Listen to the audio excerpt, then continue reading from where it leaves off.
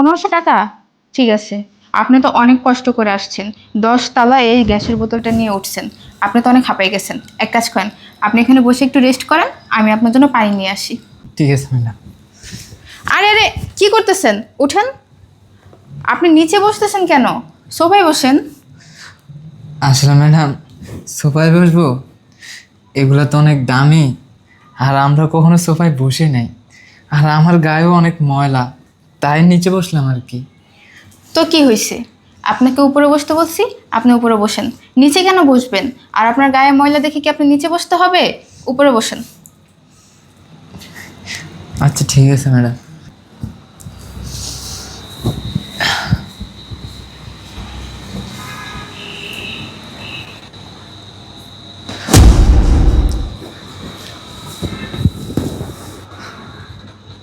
আরে,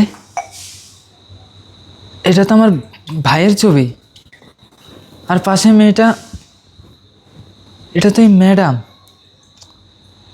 মানে বুঝলাম না, এই ম্যাডামের সাথে আমার ভাই, তার মানে আমার ভাই অনেক সুখে আছে।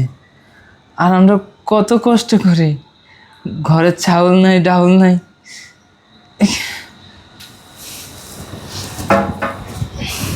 নেন, পানিটা খেয়ে নেন।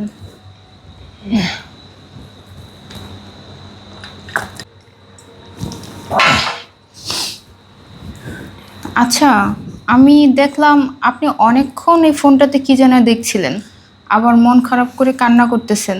কি হয়েছে আমাকে একটু বলেন তো।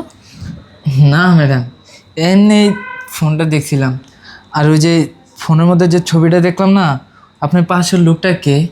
ও, উনি আমার হাজবেন্ড। আচ্ছা, আপনি কি ওনাকে চিনেন? না না, এমনি কোথায় যেন দেখেছি ওনাকে, আমি ওনাকে চিনি না। আচ্ছা ম্যাডাম, আপনি আমার গ্যাসের টাকাটা দেন, আমি চলে যাই। আচ্ছা, আপনি একটু অপেক্ষা করেন, আমি আমার হাজবেন্ডকে ডাকতেছি। কি গো, কই গেলা?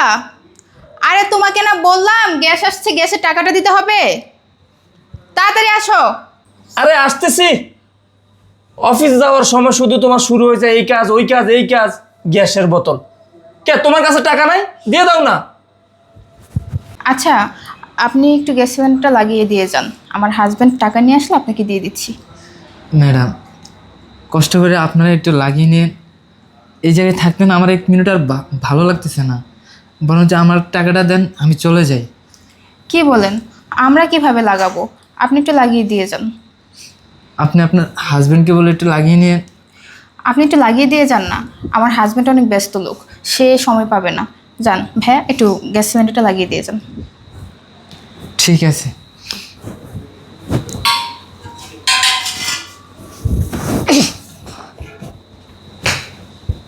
বুঝলাম না, ছেলেটা আসলো ভালো, হুট করে আমার ফোনে কি দেখে কান্না করে দিল।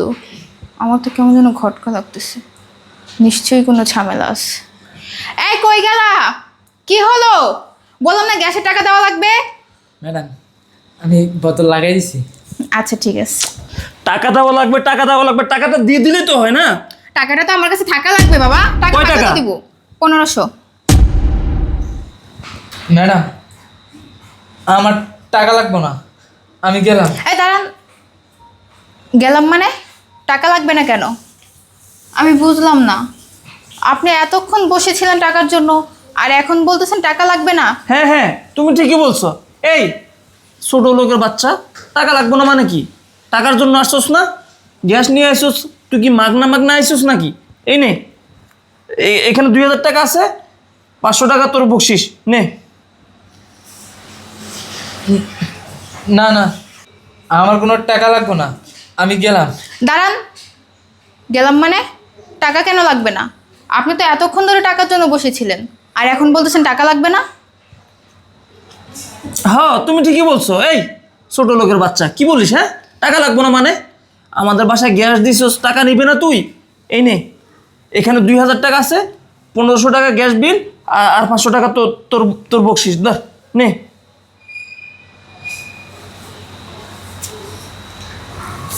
স্যার, আমার গ্যাস বিল 1500 টাকা, আপনি আমার 1500 টাকাই দেন, আমার বকশিস লাগবো না। বকশিস লাগবো না মানে? এই এত বেশি কথা কসকে? হ্যাঁ, গরিব ছোট লোক কোথাকার। হ্যাঁ 1500 টাকা 500 টাকা বেশি লাগবো না, তোরে 500 টাকা দিছি, তোর কপাল ভালো, তুই তো এই 500 টাকা 6 বছরে কামাইতে পারবি না, মানুষ তোর বকশিস দিব না। ছোট লোক কাজ করিস গ্যাস দোকানে, আবার বড় বড় কথা বলিস। যা যা যা বের হয়ে যা। আর শুন, এই বাসায় নেক্সট টাইম থেকে আর আসবি না, আমাদের বাসায় আসবি না। এই তোমার না কতবার না করছি, এভাবে বাইরের লোক বাসার ভিতরে আনবা না, হ্যাঁ? এরপরও বাইরের লোক তুমি বাসার ভিতরে নিয়ে আসো। শুনো, নেক্সট টাইম থেকে তোমার কিছু লাগলে আমাকে বলবা, আমি নিয়ে আসবো। এসব বাইরের লোক ভালো না, এটা সেটা চুরি করে নিয়ে যাইবো। তুমি কেন বুঝো না? হ্যাঁ, এইসব চোর টোর আনবা না বাসায়। আমি বুঝলাম না, তুমি তার সাথে এরকম ব্যবহার কেন করতেছো? না বুঝার কি আছে এনে কত? আমি তার সাথে কি ব্যবহার করব? একটা গরিব ছোট লোক, তার সামনে তাকে আর কি কি ব্যবহার করবো? বুঝো নাই তুমি?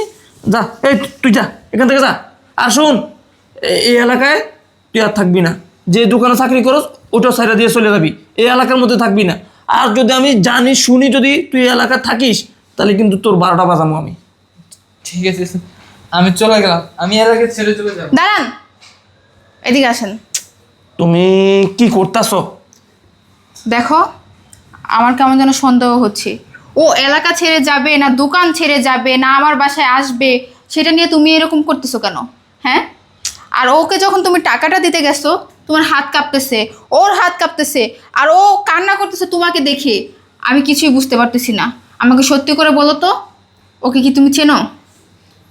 আর না না, কে কি বলো তুমি? আমি ওর কই থেকে চিনবো?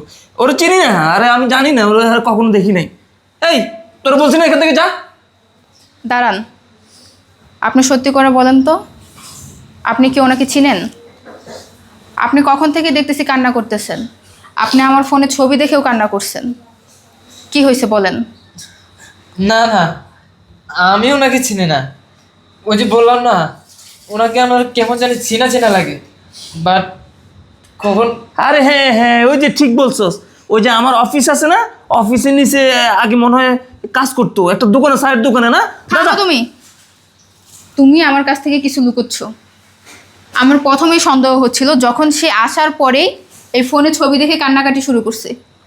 দেখেন, আপনি কোনো ভয় পাবেন না, আপনি আমাকে সত্যিটা বলেন। আমার জানা দরকার আছে সত্যিটা। উনি আপনার কি হয়? আসলে আসলে উনি আমার বড় ভাই। উনি আমাদেরকে গ্রামে রেখে ঢাকায় চলে আসছে। আজকে 4-5 বছর থেকে তার কোনো খোঁজ খবর পাই না, তাকে অনেক খুঁজছি, পাই না। আমি পরিবারের ছোট ছেলে, আমরা 2 ভাই। আমার বাপ বৃদ্ধ বয়সে ঘরে পঙ্গু হয়ে পড়ে আছে, কিন্তু পুরো ফ্যামিলিটাকে আমি চালাই। আমার ভাবি আছে, ভাইয়ের 2টা সন্তান আছে অনেক ছোট, ওদেরকেও আমি কাজ করে চালান লাগে। ভাইকে আজকে কি? 5-6 বছর ধরে খুঁজে পাচ্ছি না। আজকে যখন এ বাসায় আসে আপনার ফোনে ছবিটা দেখলাম, তখন আমার ভাইয়ের কথা মনে পড়লো। আমার ভাই কি বেঁচে আছে এখনো? এখন দেখতেছি আমার ভাই ঠিকই বেঁচে আছে, কিন্তু আমার ভাইটা আর আমাদের নাই। তোমার বউ আছে? তোমার বাচ্চা আছে? কই, তুমি তো কখনো আমাকে বলনি তোমার বউ বাচ্চা আছে। আর তোমার বউ বাচ্চা থাকা সত্ত্বেও তুমি কেন আমাকে বিয়ে করছো? বলো, কেন তুমি আমার সাথে সব কিছু গোপন করছো? কেন আমাকে মিথ্যা বলছো? দেখো, তো তুমি ভুল বুঝতেছো। আরে ও ও মিথ্যে বলছে, তুমি আমাকে বিশ্বাস করো। শুনো, ও মিথ্যে বলতেছে, ওরা আমি চিনি না, ও কোথাকার কে। দেখো, ওর সাথে আমার যায়, কোথায় গরিব ছোট লোক, আর আমার গেট আপটা দেখো। শুনো, ওর কথা বিশ্বাস না করে তুমি আমাকে বিশ্বাস করো, আর ওকে বাসা থেকে বের করে দাও। তোমাকে আমি এতদিন বিশ্বাস করেছিলাম, আর এখন আমি তোমাকে বিশ্বাস করে যেটা বুঝতে পারলাম সেটা হচ্ছে তুমি এতদিন আমার সাথে মিথ্যে নাটক করছো। আমাকে যা বলছো পুরোটাই মিথ্যে। তোমার বউ বাচ্চা থাকা সত্ত্বেও তুমি আমাকে বিয়ে করছো, দিনের পর দিন তুমি আমার সাথে নাটক করে গেছো। এই ছেলেটা কেন মিথ্যে বলবে? হ্যাঁ, ওর কি স্বার্থ আছে যে ও তোমার নামে এসব বলবে? আমি তো ওর কোনো স্বার্থ দেখি না। যদি ওর সাথে তোমার কোনো শত্রুতা থাকতো, তাহলে হয়তো ও তোমার নামে মিথ্যা কথা বলতো। ওর চোখের পানি কি মিথ্যা? হ্যাঁ, ও গ্রামের সরল সোজা একটা ছেলে, ও কোনো মিথ্যা কথা বলতেছে না। মিথ্যে কথা বলতেছো তুমি, আর এতদিন আমাকে ঠকাইছো তুমি। তুমি দিনের পর দিন মিথ্যে বলে গেছো। তোমার ফ্যামিলিতে কেউ নেই, তোমার বাবা মা কেউ নেই, আর এখন তোমার বাবা মা ভাই, তোমার বউ বাচ্চা সব কিছু আছে।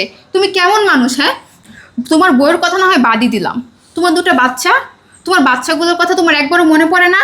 আসলে তো তুমি মানুষ না, তুমি হচ্ছে একটা অমানুষ। আর আমি ভুল করেছি তোমার ব্যাপারে সব কিছু না জেনে তোমাকে বিয়ে করে। আমার দরকার ছিল তোমার ব্যাপারে সব কিছু জানা, কিন্তু আমি সেটা করিনি। তোমার আবেগ দেখে, তোমার ইমোশনাল কথাবার্তা শুনে আমি তোমাকে বিয়ে করে ফেলেছিলাম। আর এখন আমি বুঝতে পারতেছি আমার জীবনে আমি কত বড় ভুল করছি। যে কিনা নিজের বাবা মা ভাই বউ বাচ্চা ছেড়ে দিতে পারে একটা মেয়ের জন্য, সে যে আমাকে ছেড়ে আরেকটা মেয়ের কাছে যাবে না তার কি গ্যারান্টি আছে? হ্যাঁ শোনো, তোমার সাথে আর আমি সংসার করতে পারবো না, কারণ তোমাকে দিয়ে আমি এখন আর বিশ্বাস করি না, ভরসা করি না। তুমি যে সারা জীবন আমার পাশে থাকবা এর কি ভরসা আছে? তোমার সাথে আমি আর সংসার করবো না, তুমি আমার বাসা থেকে চলে যাও। আমি তোমাকে সময় মতো ডিভোর্স পেপার পাঠিয়ে দিব। দেখো, এমন কথা বলো না। আমি আসলে ভুল করে ফেলছি, তুমি আমাকে মাফ করে দাও। আমি ভুল করে ফেলছো না? ভুল করে ফেলছো, এটা কোনো ভুল না। তুমি কি করছো? হ্যাঁ, তুমি কতগুলো জীবন নষ্ট করছো তুমি একবার ভেবে দেখছো? তুমি দুইটা নিষ্পাপ বাচ্চার জীবন নষ্ট করে দিছো, আরেকটা মেয়ের জীবন নষ্ট করে দিছো, এবং কি শেষ পর্যন্ত তুমি আমার জীবনটাও নষ্ট করে দিছো। তোমার মতো পুরুষের ক্ষমা নেই।